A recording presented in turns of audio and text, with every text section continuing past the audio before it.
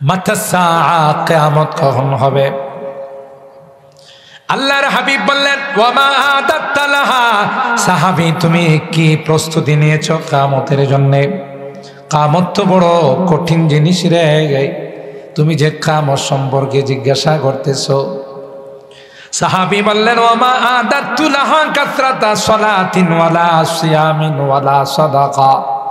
ওগো আল্লাহর পয়গম্বর, আমি তো সেরকম কোনো প্রস্তুতি নিতে পারি নাই। ফরজ এবং ওয়াজিব সুন্নতে মুআক্কাদা গুলো ছাড়া অন্য কোনো নামাজ আমি ঠিক মতো পড়তে পারি না, নফলগুলো ঠিক মতো আদায় করতে পারি না, যেহেতু আমার ব্যস্ততা আছে। তবে আমার কাছে একটা সম্বল আছে, ওয়ালাকিন্নি উহিব্বুল্লাহ ওয়া রাসূলা, আমি আল্লাহ এবং আল্লাহর হাবিবকে ভালোবাসি। সুবহানাল্লাহ বলেন। আল্লাহর হাবিব বললেন সাহাবী, যদি তোমার কথা সত্য হয়ে থাকে, আল্লাহ এবং আল্লাহর নবীর মহব্বত যদি তোমার অন্তরে থাকে, আমি নবী বলে দিলাম আল মারউ মা'a মান আহাব্বা, দুনিয়াতে যে যাকে ভালোবাসবে তার সঙ্গে তার হাসর হবে।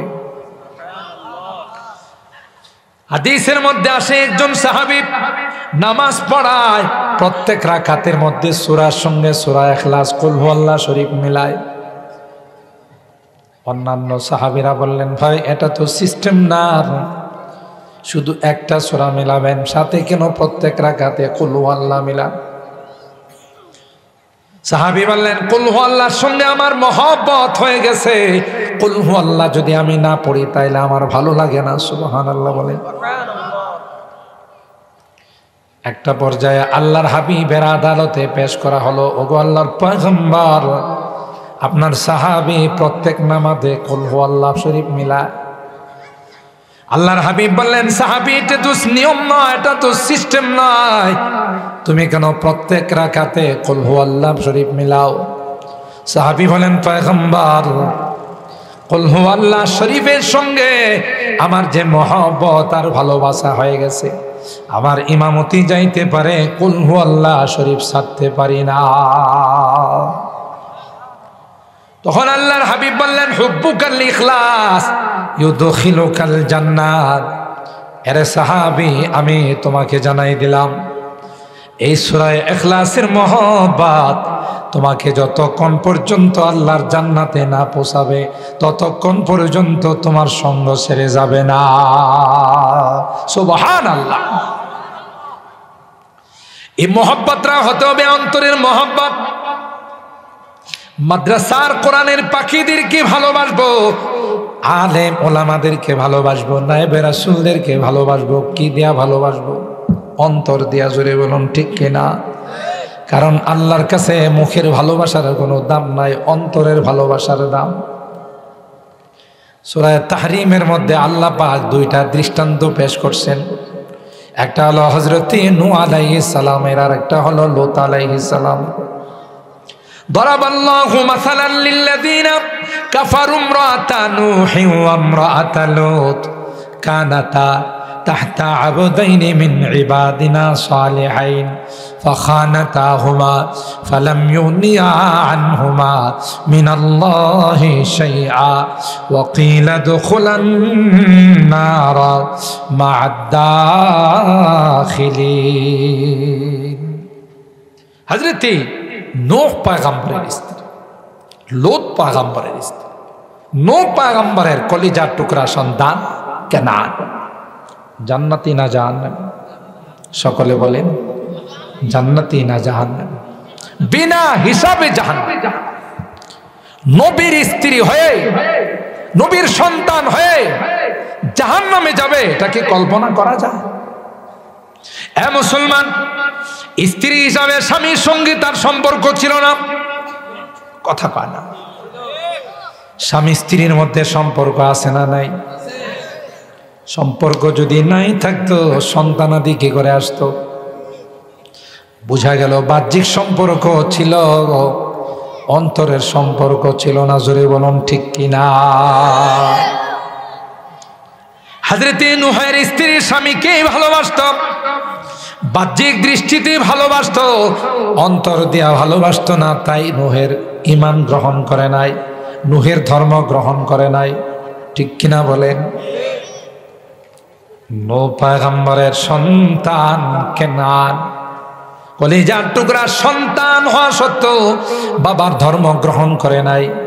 তাই যখন প্লাবন শুরু হয়ে গেল, বন্যা শুরু হয়ে গেল, ঢেউ শুরু হয়ে গেল, হযরত নূহ পয়গম্বর সন্তানকে ডাক দেয়া বলে, ইয়া বুনাইয়া আরকাম মা'ানা ওয়ালা তাকুম মা'আল কাফিরিন।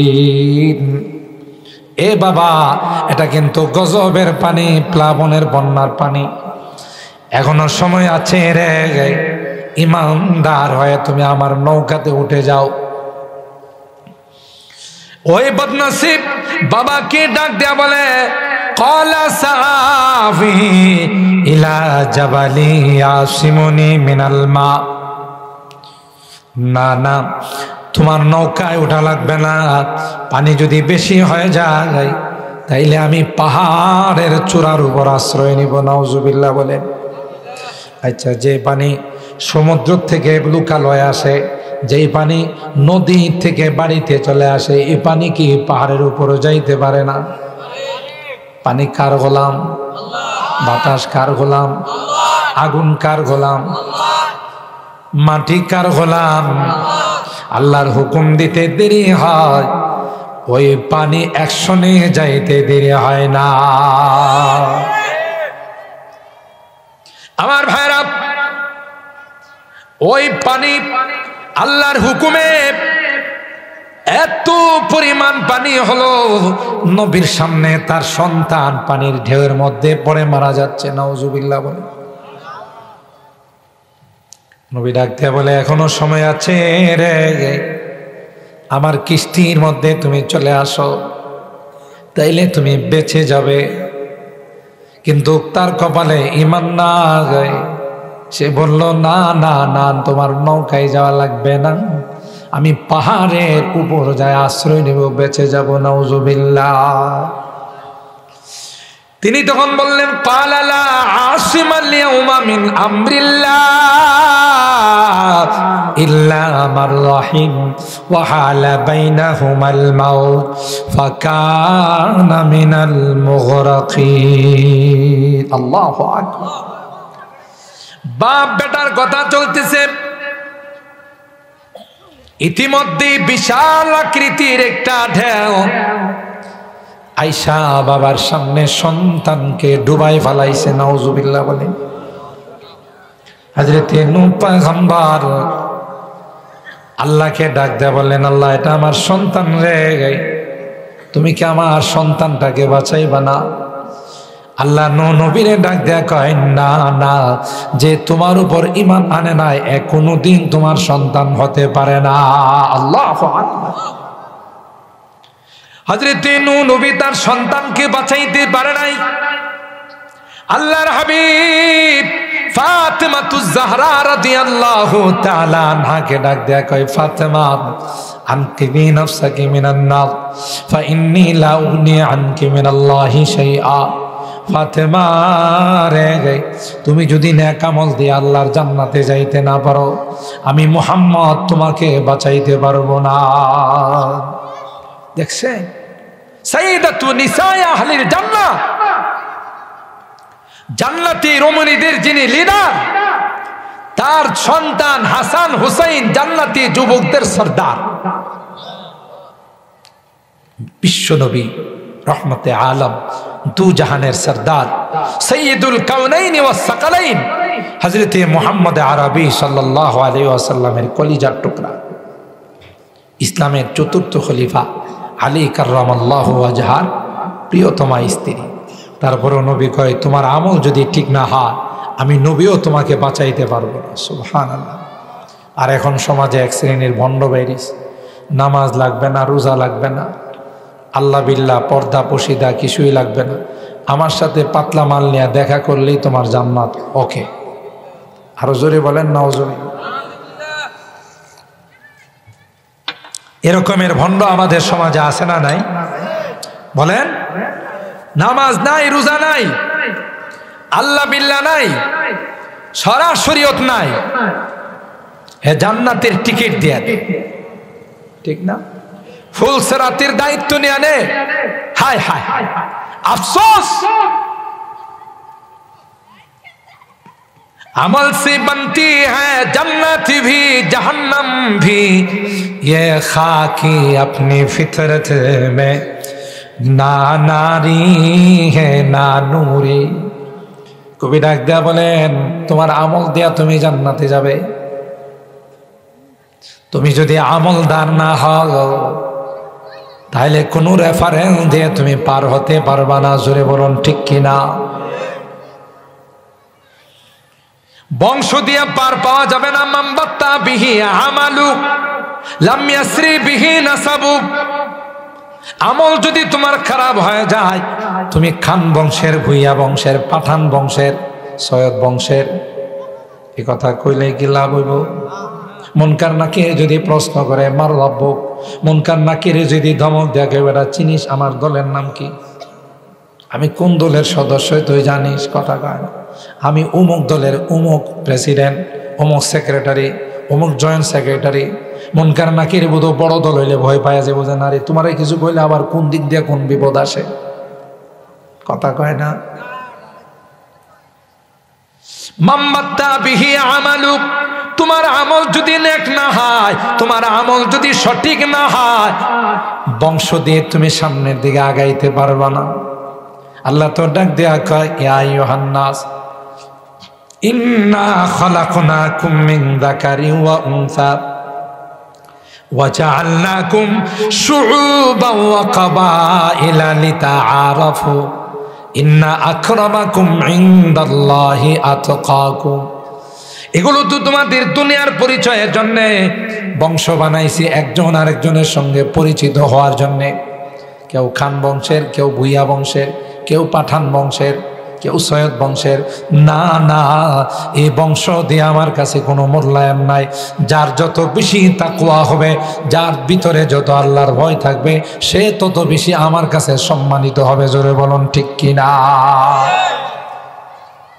আমল এটা হলো বড় জিনিস। কোনো পরিচয় দিয়ে কাজ পাওয়া যাবে না, পার পাওয়া যাবে না। মুহতারাম হাজির, যে কথা আপনাদের খেদমতে আরজ করতেছিলাম, মহব্বত, কলবি মহব্বত হতো, মনে আছে না? ভুলে গেছে? তারই দৃষ্টান্তে দিতে গিয়ে আল্লাহ আমাদের বোঝাইছে। নূহ নবীর মতো এত বড় জালিলুল কদর পয়গম্বর, বংশের সম্পর্ক আছে, বাবা ছেলে, কিন্তু নূহ নবীর সাথে তার কলবের সম্পর্ক নাই, ইমানি সম্পর্ক নাই। যে কারণে নূহ নবীর সন্তান হওয়া সত্ত্বেও কেনান জাহান্নামী না জান্নাতি বলে। হযরতে লূত আলাইহিস সালামের স্ত্রী জাহান্নামী। وضرب الله مثلا للذين آمنوا امرأة فرعون إذ قالت رب ابن لي عندك بيتا في الجنة ونجني من فرعون وعمله ونجني من القوم الظالمين। এদিক দিয়া ফেরাউন বিশ্ব সন্ত্রাস, ঠিক না? ক্ষমতা টিকিয়ে রাখার জন্য ফেরাউন লক্ষ লক্ষ বনী ইসরাইলের ছেলে সন্তানদেরকে হত্যা করছে। বর্তমান বিশ্বেও যারা ক্ষমতা বহাল রাখার জন্য, ক্ষমতা টিকিয়ে রাখার জন্য মানুষ হত্যা করে, বুঝতে হবে কোনো না কোনো দিক দিয়া ফেরাউনের সাথে তাদের সম্পর্ক আছে। মুসলমান খুব ভালো করে খেয়াল করবেন, হযরতে আসিয়া তার স্বামী হলো বিশ্ব সন্ত্রাস মিস্টার ফেরাউন। ফেরাউনের ঘরে, ফেরাউনের রাজপ্রাসাদে থাকে ফার্স্ট লেডি রানী, ফার্স্ট লেডি আর রানী, কিন্তু অন্তর দিয়া ফেরাউনকে বিন্দু পরিমাণ ভালোবাসে না। মুসা নবীকে ভালোবাসে। জোরে বলুন ঠিক না বেঠিক? ও ভাই, ফেরাউনের স্ত্রী হয়েও মুসা নবীর সঙ্গে সম্পর্ক রাখায়, মুসা নবীর সঙ্গে মহব্বত রাখায়। আসিয়া জান্নাতি না জাহান্নামী? ও وضرب الله مثلا للذين آمنوا امرأة فرعون إذ قالت رب ابن لي عندك بيتا في الجنة ونجني من فرعون وعمله ونجني من القوم الظالمين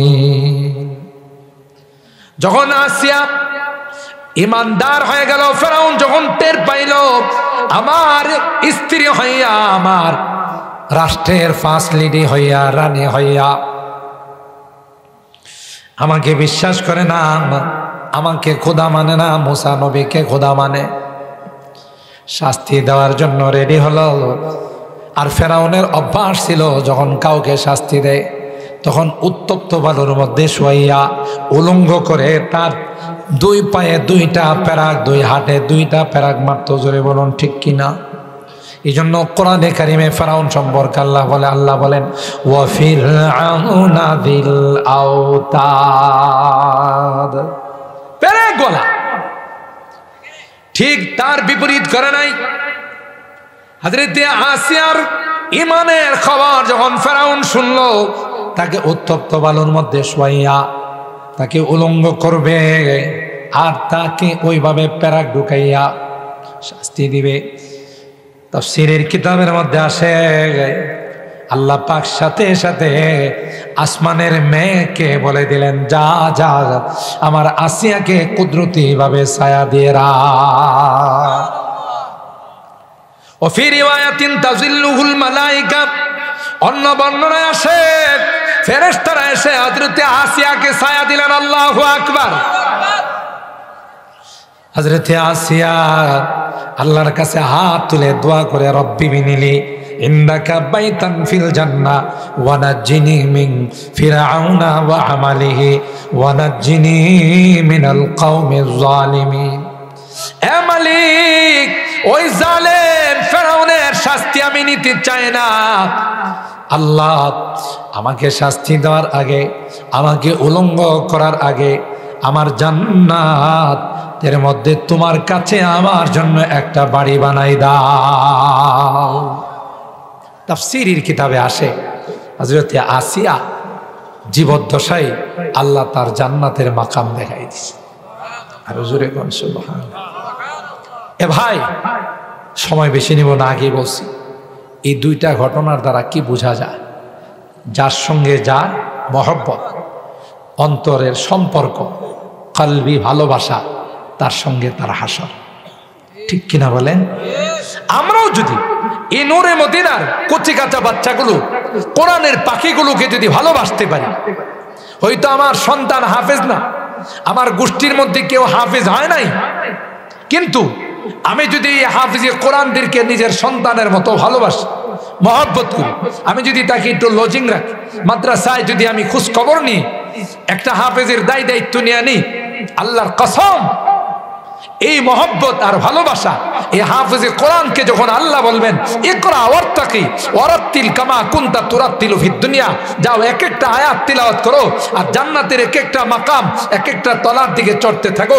হাফেজে কোরআন বলবে না, যেই মানুষ আমাকে, যে এলাকার মানুষ আমাদের মাদ্রাসাকে ভালোবাসতো, মহব্বত করব, এদের তো বাম কাতারে দেখা যায়, এদেরকে ছাড়া তোমার জান্নাতে যাব না। কি বলেন? সুপারিশ কবুল হবে না ফেরত? সবাই কয় না? হাফেজে কোরআনের সুপারিশ কবুল না ফেরত? আলেমের সুপারিশ কবুল না ফেরত? একজন হাফেজ শুধুমাত্র হাফেজ হয়েছে, পয়গম্বর বলেন তাকে আল্লাহ 10 জনের পাওয়ার দিবেন। সুবহানাল্লাহ। আপনাদের কষ্ট বেশি হইতেছে, আমি যে একটু দেরি করছি, রাগ করে বসে আছেন। মাশাআল্লাহ, আল্লাহ কবুল। আর কি 10 মিনিট চালানো যায়? আপনারা যদি কম তাইলে 10 মিনিট চালানো যায়।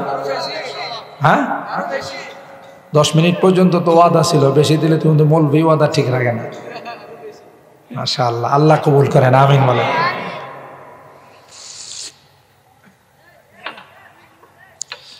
হাফেজকে আল্লাহ ডাক দিয়া বলবি ইকরা ওয়াত্তাকি ওয়ারাত্তিল কামা কুনতা তুরাত্তিলু ফিদ দুনিয়া ফাইন্না মানজিলাকা ইনদা আখিরি আয়াতিন তাকরাউহা। হাফেজ, গোটা বিশ্বের মধ্যে তুমি প্রতিযোগিতায় অংশগ্রহণ করে বাংলাদেশের লাল সবুজের পতাকা উড্ডীন করেছিলে, তোমার দেশ তোমাকে সম্মান দিতে জানে নাই। কথা কয় না? হ্যাঁ, একবারে দিছে না তা বলবো না, 2 লাখ। কত? 2 লাখ টাকা দিছে ইসলামিক ফাউন্ডেশন থেকে, তাও না পাইরা। অথচ একজন ক্রিকেটার, একজন ফুটবলারকে বলে, বাবা ক্রিকেট খেললা, ফুটবল খেলায় যদি তোমরা সেমিফাইনালের বারান্দায় যাইতে পারো, কিসে সেমিফাইনালে যাওয়া লাগবে না, সেমিফাইনালের বারান্দায় যদি যাইতে পারো, তোমাদের এক একজনের জন্য গুলশানে 2 কাঠার বাড়ি বরাদ্দ দেয় না ঘোষণা। আমার দেশের ফুটবলাররা, ক্রিকেটাররা হাজার চেষ্টা করেও জীবনে কোনোদিন লাল সবুজের পতাকা উঠাইতে পারে নাই। কথা কয় না? কিন্তু একজন হাফেজ, একটা দুইটা হাফেজ নয়, হাফেজ সালে আহমদ তাকরিম সহ, হাফেজ জাকারিয়া, হাফেজ তারিকুল, হাফেজ নাজমুস সাকিব, হাফেজ আবু রাহার সহ অগণিত অসংখ্য হাফেজে কোরআন গোটা বিশ্বকে তাক লাগাইয়া 150, 150, 200 রাষ্ট্রকে পিছনে ফেলে আমার দেশের লাল সবুজের পতাকা গোটা বিশ্বের মধ্যে উড্ডীন করছে। আজকে গোটা বিশ্ব আমার এই বাংলাদেশকে হাফেজে কোরআন, আমার এই বাংলাদেশকে কোরআনের দেশ হিসাবে চিনে। কথা বলেন ঠিক কিনা? আপনি পৃথিবীর যেখানেই যাবেন সব জায়গাতে বলবি তোমার বাড়ি কোথায়, যদি বলেন বাংলাদেশ, তখন বলে এটা তো কোরআনের দেশ। সুবহানাল্লাহ, জোরে বলেন। এ ভাই, আমার অনেক বয়ানে আমি বলি, আগে তো স্লোগান ছিল কোরআন নাজিল হয়েছে মক্কা মদিনায়, তিলাওয়াত মিশরে, আমল বাংলাদেশ, পাকিস্তান, ইন্ডিয়াতে। এখন কয় স্লোগান থুক্কু। থুক্কু বুঝিনি? বাচ্চারা খেলাধুলা করে, একটা খেলা বাদ দিয়া যখন আরেকটা খেলে তখন কয় থুক্কু, এটা বাদ আরেকটা। কথা কয় না? ডিলেট। এখনো ইংলিশে কি কয়? ডিলেট। কয় ডিলেট। আগের স্লোগান ডিলেট, এখন নতুন স্লোগান কোরআন নাজিল হয়েছে মক্কা মদিনাতে, আর কোরআনের তিলাওয়াত বাংলাদেশে চলে গেছে। वो ज़माना मुअज़्ज़ज़ थे आमिले कुरआन कर, वो ज़माना मुअज़्ज़ज़ थे आमिले कुरआन कर, हम खार ज़लील हुए हैं तारिके कुरआन कर। जोरे बोलুন ঠিক কি না? যেই সাহাবায়ে কেরাম অন্ধকারে নিমজ্জিত ছিল, বর্বরতায় নিমজ্জিত ছিল, এমন কোন বর্বরতা নাই যে বর্বরতা সাহাবায়ে কেরাম যখন কাফের ছিলেন, বেঈমান ছিলেন, তাদের দ্বারা হয় নাই। কথা কয় না? যখন ইসলামের আলো তাদের গায়ে পৌঁছে নাই, তখন নিজের সন্তানদেরকে জিন্দা দাফন করছে। যে দাহিয়াতুল কালবি রাদিয়াল্লাহু তাআলা নূর সুরত নিয়ে অনেকবার হযরতে জিবরাইল ওহী নিয়ে আসছেন। সুবহানাল্লাহ বলে। হযরতে দাহিয়া আল্লাহর পয়গম্বরের হাতে ধরে কান্দে আর বলে, পয়গম্বর, আল্লাহ কি আমার গুনাহ কোনোদিন মাফ করবে? আল্লাহ নবী কয়, কি হয়েছে? নবী গো, আমার এই হাতে একটা নয়, দুইটা নয়, অনেকগুলো সন্তানকে আমার নিজ হাতে দাফন করছে। আমার নিজে জিন্দা সন্তানদেরকে মাটির নিচে পুঁতে দিছি। আমার আল্লাহ কি আমাকে মাফ করবে? আমার তো মনে কয় সবাইকে মাফ করলেও আমাকে আল্লাহ মাফ করবে না। এরপরে সন্তান দাফন করার ঘটনাগুলো নবীর সামনে কয়, আল্লাহ নবীর চোখ মোবারক দিয়া টপ টপ টপ টপ করে পানি পড়ে। এ পয়গম্বর, সন্তানকে নিয়ে গেছি, ওই সন্তানটাকে জিন্দা দাফন করব, মাটি খুঁড়তেছি, সন্তানটা আমার সঙ্গে মাটি ঘুরে। একটা পর্যায়ে আমার দাড়িতে মাটি লেগে গেছে, সন্তানটা আমার দাড়ির থেকে মাটিগুলো ফেলে আর কয়, আব্বু, তোমার দাড়ির মধ্যে মাটি লেগে গেছে, আমি পরিষ্কার করে দিলাম। অথচ কিছুক্ষণ পরে সন্তানটাকে আমি মাটিতে দাফন করব। কেন গো? এমন একটা বর্বরতার যুগ ছিল, কারো পরিবারে যদি মেয়ে সন্তান, কন্যা সন্তান জন্ম নিয়েছে, এলাকার মানুষ শুনলে তখন তাকে ধিক্কার জানাইতো আর বলতো, কন্যা সন্তানের বাবা হয়েছে, তোর কপালে কি আছে? শনি আছে, নাউজুবিল্লাহ, জোরে বলেন। وَإِذَا بُشِّرَ أَحَدُهُم بِالْأُنثَىٰ ظَلَّ وَجْهُهُ مُسْوَدًّا وَهُوَ كَظِيمٌ يَتَوَارَىٰ مِنَ الْقَوْمِ مِنْ سُوءِ مَا بُشِّرَ بِهِ أَيُمْسِكُهُ عَلَىٰ هُونٍ أَمْ يَدُسُّهُ فِي التُّرَابِ أَلَا سَاءَ مَا يَحْكُمُونَ। এরকমের কুসংস্কার এখনো সমাজে আছে না নাই? হ্যাঁ, আপনাদের নোয়াখালীতে নাই, অন্যদিকে আছে। পরপর যদি কয়েকটা কন্যা সন্তান হয়, বৌমার উপর চতুর্দিক থেকে নির্যাতনের স্টিম রোলার চালু হয়। স্বামী বলে আরেকটা সন্তান যদি কন্যা সন্তান হয়, তাইলে কিন্তু তোর ঠিকানা হবে তোর বাবার বাড়িতে।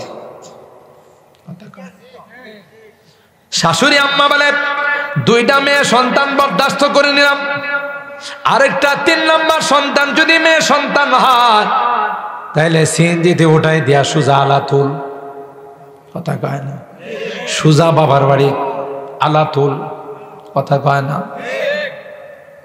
আচ্ছা বলুন তো দেখি, মেয়ে সন্তানের মালিক কে? ছেলে সন্তানের মালিক কে? যদিও এখন ট্রান্সজেন্ডারের মাধ্যমে পরিবর্তন করা যায়, এগুলো সব তার সিরা, কথা কয় না। হাইওয়ান আর জানোয়ার, কেউ কইলে কি বেড়ার থেকে বেরিয়ে যা, কথা কয় না। এখানে আমরা সব বেড়া না, সব পুরুষ না, আমরা সবাই মিলে গেলাম আমরা পুরুষ না মহিলা, তাহলে মহিলাই গেলাম নাকি? চিন্তা করেন, ছোট কালে বাচ্চা কাচ্চারা খেলাধুলা করে না? ওই যে এক জাতীয় খেলা আছে, ছোট ছোট পাতিল দিয়া ভাত পাকায়, তরকারি পাকায়, খাসির গোস্ত, মুরগির গোস্ত, গরুর গোস্ত, সবজি। এটি কি ওই যে ইয়া আছে না, মাটি, লাল মাটি আছে, সাদা মাটি আছে, এগুলো দিয়ে তরকারি বানায়, কথা বলেন ঠিক কিনা? এরা আবার দুই পক্ষের মেহমানদেরকে দাওয়াতও দেয়, কথা বলেন ঠিক কিনা? কিছুক্ষণ পর কিসের খাওয়া দাওয়া, সব থুক্কু খেয়ে কি করে দেয়। বাচ্চা কাচ্চাদের খেলার মতো মনে করে। পুরুষ বানাইছেন কে? মহিলা বানাইছেন কে? তুমি কইলে কে পুরুষ থেকে মহিলা? এটা নিজের অসৎ উদ্দেশ্য বাস্তবায়ন করা।